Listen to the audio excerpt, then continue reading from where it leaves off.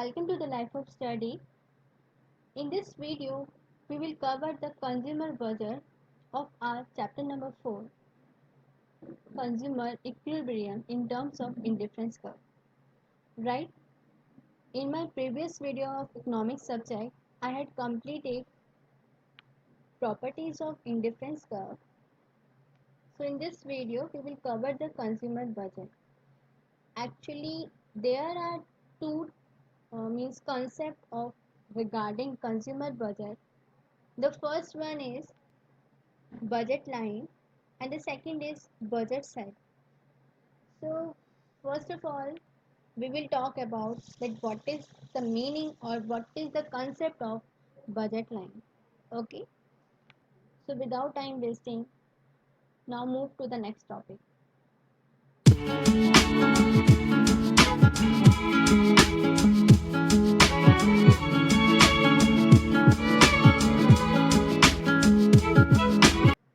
Hello everyone, I hope you all are well. So now the topic is consumer budget. Okay, तो हम पहले बात करते हैं कि बजट लाइन क्या होती है. कंज्यूमर बजट में दो कॉन्सेप्ट हैं, budget line and budget side. तो हम बात करते हैं कि बजट लाइन क्या होती है. बजट लाइन, तो what is the meaning of budget line? A line showing different combinations of purchasing two goods with is given income and market price of these two goods. Budget line एक ऐसी line है जो कि हम हमारे to goods की different combinations को show करती है, रिप्रेजेंट करती है विद हिज गिवन इनकम और उस गुड्स के मार्केट प्राइस को. मींस एक ऐसी लाइन है बजट लाइन जो कि दो गुड्स की डिफरेंट कॉम्बिनेशंस को रिप्रेजेंट करती है, किसके साथ? कंज्यूमर की इनकम के साथ और जो उस गुड्स के मार्केट में प्राइस हैं उसके साथ. ठीक है, तो उसी लाइन को बोलते हैं बजट लाइन. इस लाइन का एक मीनिंग और है, हम बोल सकते हैं इसको कि इस लाइन को हम प्राइस लाइन भी कहते हैं. ओके, तो this is also called price line. Price line इसलिए है क्योंकि ये हमारे दो गुड्स को उसके प्राइस के साथ में रिप्रेजेंट करती है विद इस कंज्यूमर गिवन इनकम. राइट, तो एक ऐसी लाइन कि जैसे मानिए कोई भी कंज्यूमर है, वो अगर मार्केट में दो गुड्स को परचेज करने जा रहा है और उसकी जितनी भी इनकम उसके पास है, उसी इनकम में वो उस दो गुड्स को परचेज करके ले आए और जो उसके प्राइस है वो उसकी इनकम के बिल्कुल मीन्स इक्वल आ जाए. तो that line is called budget line. It is also called price line. Right, अब इस बजट लाइन को हम एक एग्जाम्पल के साथ समझते हैं. So for an example, suppose your today's pocket allowance is ₹20. मानिए कि मान लेते हैं, ज्यूम कर लेते हैं कि आपके पेरेंट्स से आपको आज पॉकेट मनी मिला है. कितना? ₹20. ठीक है, उन्होंने आपको कितने रुपीज़ दिए हैं? आज डेली अलाउंस मिलता है, डेली पॉकेट मनी मिलता है. राइट, तो आज आपको कितना मिला है? ₹20 मिले हैं. अब आप मार्केट में जाते हैं और आपके पास समझिए आपके पास टू गुड्स हैं.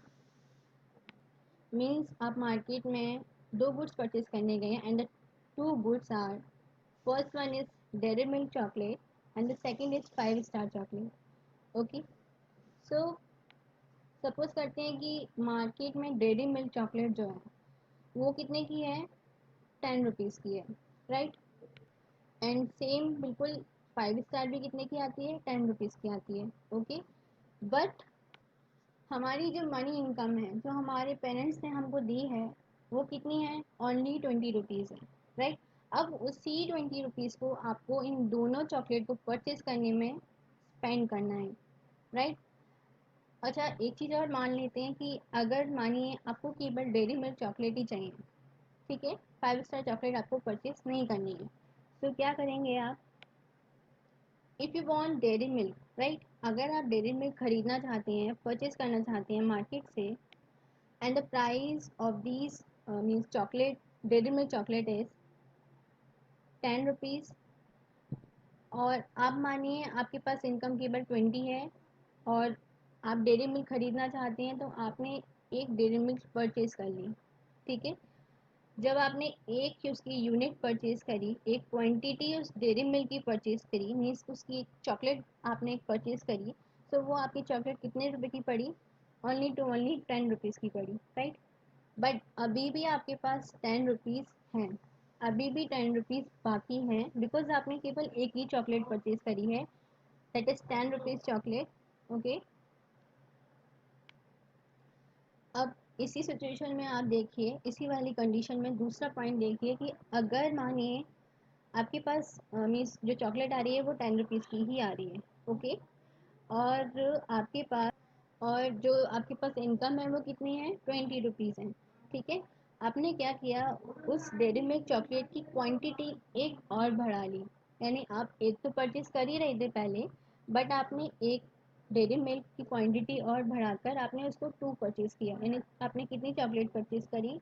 2 चॉकलेट परचेज करी डेयरी मिल्क की, वो भी 10 रुपीज़ वाली, जो आपकी पूरी की पूरी उसमें इनकम जो थी आपकी 20 रुपीज़, वो पूरी की पूरी यूटिलाइज हो गई, राइट। यानी आपके पास अब वो 20 रुपीज़ नहीं बचे, वो किसके पास है? शॉपकीपर के पास, बिकॉज आपने वो डेयरी मिल्क की चॉकलेट 2 परचेज करी है 10 वाली। ठीक है। तो यहाँ पर आपकी पूरी की पूरी 20 रुपीज़ खर्च हो गए, यूटिलाइज हो गई, राइट। अब इसी तरीके से हम बात करें, अगर आपको 5 स्टार चाहिए तो देन आप क्या करेंगे? वही सेम 5 स्टार भी, अगर मानिए मानिए क्या आती है, 10 रुपीज़ की आती है मार्केट में।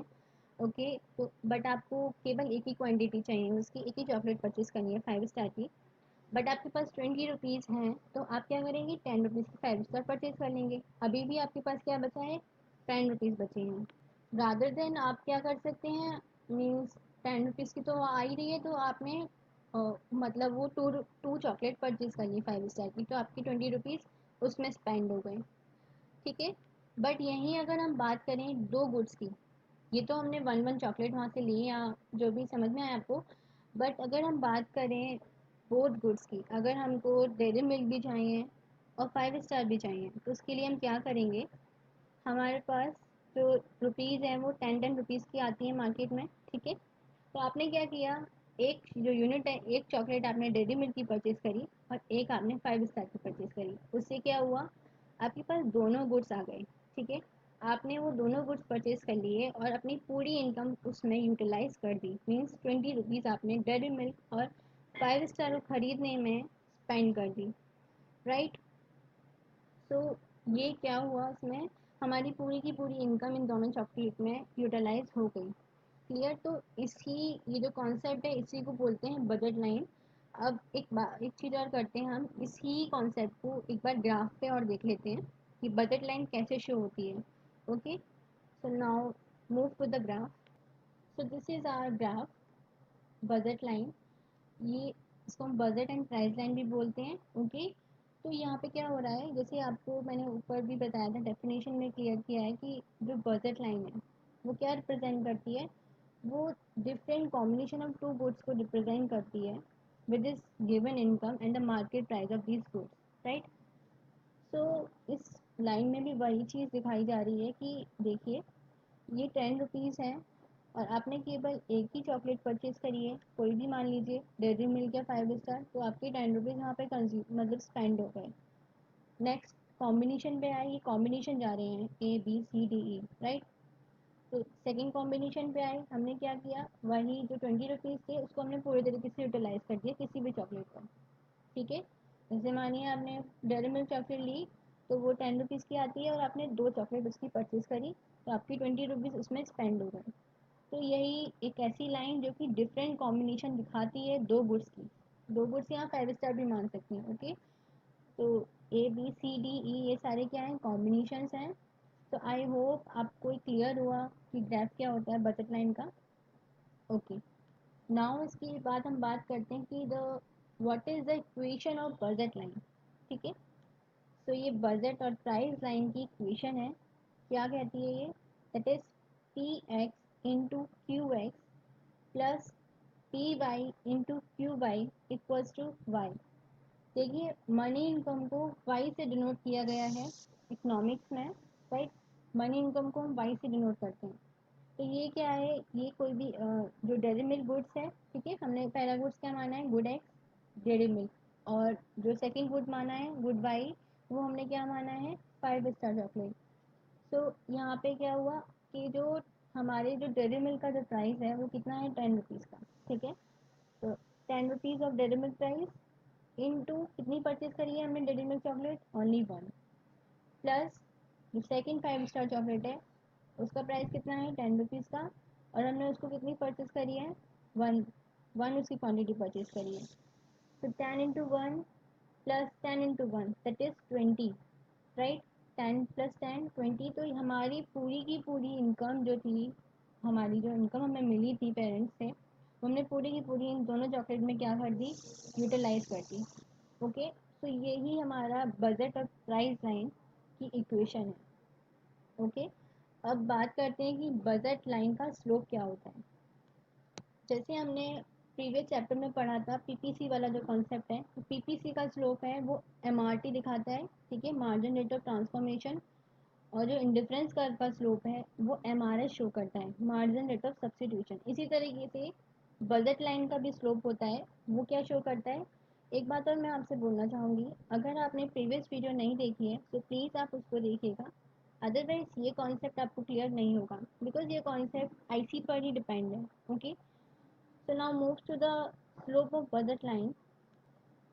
सो स्लोप क्या बोलते हैं, स्लोप क्या कहलाता है बजट लाइन का, कि p x upon p y, यानी कि जो हमारा गुड एक्स का जो प्राइस है, good x means dairy milk, उसका प्राइस अपॉन 5 स्टार के मीन्स क्या होना चाहिए, कि अगर हमको एक भी गुड्स की क्वांटिटी को बढ़ाना है तो हमें दूसरे गुड्स को कम करना पड़ेगा, राइट। ये हम समझते आ रहे हैं, तो वही कॉन्सेप्ट इस पर लग रहा है, p x upon p y. और अगर हम सेकेंड वाले में बात करें तो हम इसका रेसिप्रोकल भी कर सकते हैं, that is p y upon p x. Clear. अच्छा, अब इसी कॉन्सेप्ट को, स्लोप को, हम एक एग्जाम्पल के साथ और समझते हैं। सो एग्जाम्पल आपका वही है, सेम है, बट थोड़ा बहुत चेंजेस है इसमें। वो क्या है कि हमारी जो इनकम है वो तो सेम ही रहेगी। ओके, मीन्स हमारी इनकम कांस्टेंट ही रहेगी, वो चेंज नहीं होती है, राइट। सो हमारी इनकम कितनी थी, 20 रुपीज़, हमारे पास कितनी पैसे थे, 20 रुपीज़ थे। अब हम, अब यहाँ पर एक थोड़ा सा चेंजेस किया है इस एग्जांपल में, कि डेयरी मिल्क की चॉकलेट वो तो 10 रुपीज़ की ही आ रही है, लेकिन 5 स्टार की चॉकलेट में थोड़ा सा और मीन्स हमें फ़ायदा है कि हम 5 रुपीज़ की भी परचेज़ कर सकते हैं। ठीक है, तो एग्जाम्पल को आप मिक्स मत करिएगा, ये एग्जाम्पल चेंज है थोड़ा सा। अब देखिए, आपने क्या किया कि जो 10 रुपीज़ की जो चॉकलेट थी डेयरी मिल्क की, वो आपने एक परचेज़ करी और आपकी 10 रुपीज़ उस पर स्पेंड हो गए। क्लियर। 5 स्टार चॉकलेट के लिए आपने, आपके पास वो कितने की पड़ रही थी, 5 रुपीज़ की पड़ रही थी मार्केट में, वो 5 रुपीज़ की आ रही है, और आपने उस चॉकलेट को 2 परचेज कर लिया। ठीक है, क्योंकि प्राइस कम है तो आपने क्वांटिटी बढ़ा ली, राइट। तो क्या हुआ, आपके 10 रुपीज़ उसमें स्पेंड हो गए। इसी तरीके से जो हमारी पूरी इनकम थी 20 रुपीज़ की, वो इसमें पूरी तरीके से यूटिलाइज हो चुकी है। ठीक है, सो तो यहाँ पर क्या हुआ कि आप 5 पीस की 5 स्टार चॉकलेट ले रहे थे, ठीक है, तो आपने उसको 2 बार कम किया, उसकी 2 यूनिट कम किया, जैसे कि आप 2 चॉकलेट उसकी परचेज कर रहे थे तो आपकी 10 रुपीज़ उसमें क्या हुए, खर्च हो गए थे। बट अब क्या किया आपने, उसको 2 बार में उसको कम कर लिया, मीन्स आपने उस पर स्पेंड नहीं किया, जैसे आपने उस पर स्पेंड नहीं किया और आपकी 10 रुपीज़ अभी बचे हुए हैं। ठीक है, मीन्स ऐसे समझ लीजिए कि आपने 5 स्टार चॉकलेट खरीद ली, बट अभी भी आपके पास 10 रुपीज़ बचे हैं, तो आपने क्या किया, उस 10 रुपीज़ को आपने डेयरी मिल्क को परचेज करने में लगा दिया। ठीक है, तो आपकी जो मीन्स इनकम थी वो पूरी तरीके से यूटिलाइज हो गई। अब ये जो स्लोप बना पूरा, वो स्लोप क्या कहलाएगा, कांस्टेंट स्लोप कहलाएगा। ठीक है, वो कैसे, सो ये ग्राफ और है, हमारा बजट लाइन का स्लोप जो कहलाता है वो क्या कहलाता है कि पी एक्स जो है वो पी वाई के पॉन में है। जैसे कि देखिए, हमारा जो डेयरी मिल्क चॉकलेट थी वो कितने की आ रही थी, 10 रुपीज़ की। इस इस वाले एग्जाम्पल की बात हो रही है यहाँ पर, क्योंकि इसी ग्राफ में इस वाले एग्जाम्पल की बात हो रही है। सो हमारे पास जो डेयरी मिल्क चॉकलेट है वो कितने की है, उसकी प्राइस 10 रुपीज़, और 5 स्टार की कितने प्राइस है, 5 rupees. So the price of dairy milk is 10 and the price of 5 star is 5 rupees. तो हमारे पास कितना रेशियो बन गया, 2/1। तो वही स्लोप में इस डायग्राम में दिखाया गया है। जैसे हमें एक गुड्स को कम करना है तो दूसरे को बढ़ाना है, ठीक है, क्योंकि हमारी इनकम सेम है, वो चेंज नहीं होगी, कांस्टेंट रहेगी। 20 रुपीज़ है तो 20 रुपीज़ ही रहेगी, वो ऊपर नीचे नहीं होगी। इसी वजह से जो रेशियो बनेगा वो 2:1 ही बनेगा, कितना भी आप इसको स्लोप को नीचे ले जाएं। तो आपने ये चीज़ नोट करी, जो स्लोप बन के रेडी हुआ है वो बिल्कुल स्ट्रेट लाइन दे रहा है। This is straight line slope. तो जब भी हम बात करेंगे कि बजट लाइन का स्लोप कैसा होता है, वो कांस्टेंट होता है, स्ट्रेट बनता है, राइट। बिकॉज उसकी इनकम जो रहती है वो कांस्टेंट ही रहती है, वो बदलती नहीं है, चेंज नहीं होती है। ओके, सो बात करते हैं नेक्स्ट टॉपिक की, and this is the last topic of this video, that is budget set. हमने बजट लाइन क्लियर करी। अब क्या बात है, अब बात करते हैं कि बजट सेट क्या होता है।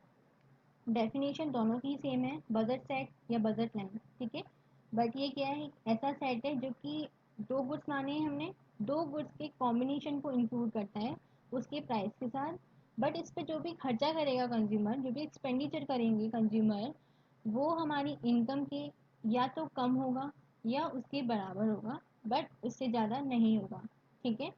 So a set includes all the combinations of both the goods with its given price on which the actual expenditure is less than or equals to the income of the consumer but not more than its, right। यानी हमारी income से ज़्यादा नहीं होगा, या तो वो उसके जो भी खर्चा करेगा कंज्यूमर, वो अपनी इनकम के बराबर करेगा, उन दोनों गुड्स पे इक्वल करेगा, या फिर उससे कम करेगा, ठीक है। इसलिए उसके पास 20 रुपीज़ है, तो या तो वो पूरे की पूरी अपने 20 रुपीज़ उस पर यूटिलाइज कर देगा, स्पेंड कर देगा उन दोनों गुड्स को परचेज करने में, या फिर वो उससे कम खर्चा करेगा, जैसे कि उसने 10 रुपीज़ ही खर्च करे किसी भी चॉकलेट को परचेज करने में, ठीक है। बट अगर उसके पास 20 रुपीज़ ही है, लिमिटेड है इनकम उसकी, अगर वो उसको बढ़ाता है तो कैसे बढ़ाएगा, उसके पास तो पैसे ही नहीं है, राइट। तो इसीलिए कंज्यूमर उस इनकम से ज़्यादा नहीं खर्चा कर सकता, राइट। या तो वो उसके बराबर करेगा या फिर कम करेगा। सो यही मीनिंग है इस सेट का। तो इसी सेट को बोलते हैं बजट सेट, और इस बजट सेट को हम बजट कंस्ट्रेंट्स भी बोलते हैं, ठीक है। तो this is also called budget constraint. उसका सेकंड मीनिंग है, सेकंड नेम है, sorry not meaning, second name है बजट कांस्टेंट, राइट। जैसे बजट लाइन का था प्राइस लाइन, और बजट सेट का है बजट कांस्टेंट। अब बात करते हैं कि इसकी इक्वेशन क्या कहलाती है। सेम जैसे डेफिनेशन है वैसी ही इक्वेशन है। इक्वेशन क्या है, the equation of budget set and और budget constant is price of good x into quantity of good x plus price of good y into quantity of good y is less than equals to income, right. Good x की price, good x की quantity, good y के price, good y की quantity हमारी consumer की income से या तो कम होगी या उसके बराबर होगी, बट उससे ज़्यादा नहीं होगी, राइट। ओके, सो यही है इक्वेशन बजट सेट की। सो एक बार अब इसका हम ग्राफ भी देख लेते हैं कि बजट सेट का ग्राफ क्या होता है। जब अगर बजट लाइन का ग्राफ है तो बजट सेट का भी होता है, ठीक है। सो this is the graph of budget set, right. यहाँ पे आप देखिएगा ये कॉम्बिनेशन दे रखे हैं ABCDE, ठीक है।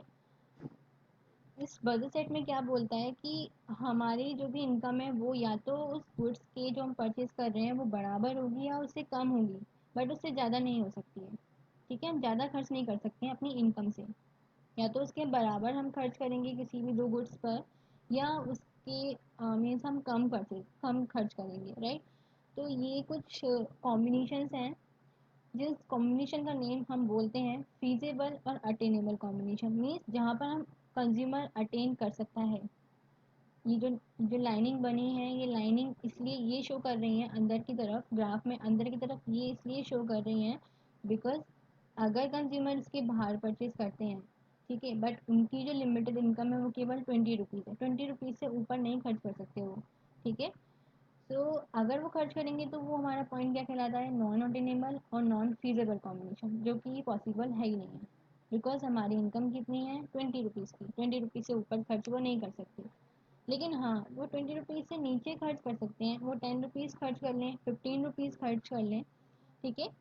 सो वही जो कॉम्बिनेशन हम बोलते हैं उसको बोलते हैं फीजेबल और अटेनेबल कॉम्बिनेशन, कि कंज्यूमर यहाँ पर अटेन कर सकता है, इस पॉइंट तक अटेन कर सकता है, यानी इस पॉइंट इस कॉम्बिनेशन तक वो खर्चा कर सकता है अपनी इनकम का किसी भी दो गुड्स पर, that point that combination is called feasible और attainable combination. और जहाँ पर हम नहीं रीच कर सकते, जहाँ पर हम नहीं पहुँच सकते बिकॉज ऑफ लिमिटेड इनकम, सो वो उस पॉइंट को, उस कॉम्बिनेशन को बोलेंगे हम नॉन अटेनेबल और नॉन फीजिबल कॉम्बिनेशन, राइट. सो ये था हमारा बजट सेट का graph. I hope you understood well. Okay, आपको समझ में आया अच्छे से. सो प्लीज़, यही इस वीडियो में था अब तक का टॉपिक. इसके बाद हम बात करेंगे कि बजट जो लाइन है वो हमारी शिफ्ट भी होती है, रोटेट भी होती है. ठीक है, तो in the next video we will talk about the budget line shift और रोटेट, क्योंकि वो जो बजट लाइन है वो शिफ्ट कैसे होती है, रोटेट कैसे होती है, राइट.